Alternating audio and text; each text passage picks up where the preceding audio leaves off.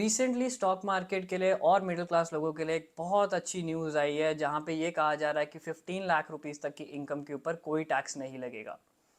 ये income tax अभी तक 3 लाख रुपीस तक का था, जहाँ पे 3 लाख रुपए तक हमें कोई टैक्स नहीं भरना था, पर अब ये 15 लाख रुपीस तक हो सकता है।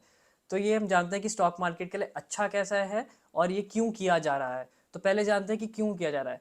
ये किया इस वजह से जा रहा है क्योंकि नॉर्मल लोगों की expenditure FMCG products like soap, shampoos और डेली कंजम्पशन की जो आइटम है, इनके ऊपर कम हो रहा था।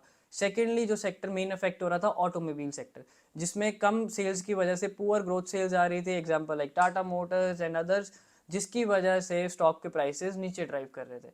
अब हो सकता है कि अगर 15 लाख तक की इनकम के ऊपर अगर कोई टैक्स नहीं लगेगा तो लोग और ज़्यादा परचेजिंग करेंगे, ऑफ कोर्स, क्योंकि उनकी ज़्यादा बचत हो रही है तो वो और ज़्यादा परचेजिंग कर सकते हैं। तो ये हमारे स्टॉक मार्केट के लिए एक अच्छी न्यूज़ है। अभी मिडिल क्लास लोगों के लिए कैसे अच्छी न्यूज़ है, क्योंकि उनके पास जेब में ज़्यादा पैसा होगा ज़्यादा खर्च करने के लिए, और ये इनको एक अपॉर्चुनिटी देता है मार्केट के अंदर और पैसा इन्वेस्ट करने के लिए भी।